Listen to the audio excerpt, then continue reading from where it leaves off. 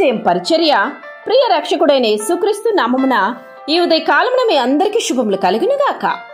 బోయజు బెత్లెహేము నుండి వచ్చి యెహోవా మీకు తోడై ఉండునుగాకని చేను కోయి వారితో చెప్పగా వారు యెహోవా నిన్ను ఆశీర్వదించునుగాక అనేరి.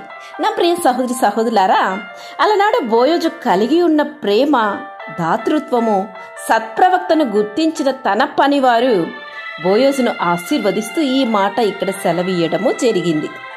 బోయజు ఐశ్వర్యవంతుడైనప్పటికీ యథార్థ గలవాడుగా జీవించాడు. పనివారి ఎడల, పేదవారి ఎడల శ్రద్ధ వహించాడు కూడా. నేడు నీవు కూడా ఎన్ని ఆస్తిపాస్తులు కలిగి ఉన్ననో బోయజు వలె ప్రేమ గల జీవితమును, స్వభావము కలిగి, దయగల స్వభావము కలిగి జీవించుము. దేవుడు నిన్ను దీవించి ఆత్మ సంబంధమైన ప్రతి ఆశీర్వాదమును నీకు అనుగ్రహిస్తాడు.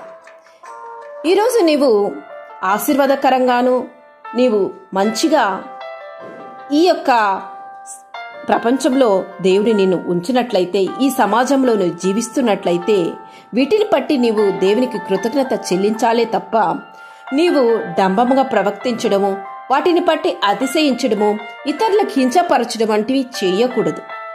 నీకు కలిగి ఉన్న వాటిని బట్టి కృతజ్ఞత హృదయముతో దేవుని స్తుతించి మహిమపరచాలి. ఉన్న దాంట్లో తృప్తి కలిగి జీవించాలి. నీకు ఉన్న వాటిలో ఇతరులకు నువ్వు పంచే హృదయం కలిగి జీవించాలి. లేని వారికి నీ దగ్గర ఉన్నవి సహాయం అందించే హృదయం నీకుండాలి. సహాయము అందించు. వాటికైన ఆశీర్వాదాన్ని నీవు గొప్పగా పొందుకొందు. అలా కాకుండా నీ పనివారినో లేక పక్కవారినో ఇతరులనో వారికి లేదు నీకు ఉన్నదాన్ని బట్టి వారిని హింసపరిచి మాట్లాడడం, వారితో నీవు డంబంగా ప్రవర్తించడము, నీకు ఉన్న వాటిని వారి ముందు చూపించుకొని గర్వపడడము వంటివి చేయకూడదు. నీవు దేవుని హృదయం కలిగి జీవించాలి. అంటే నీవు దయగల హృదయం కలవాడిగా జీవించాలి. నీ పనివారితో నీవు సత్ప్రవర్తన కలిగి జీవించాలి. కరుణ హృదయం కలిగి జీవించాలి.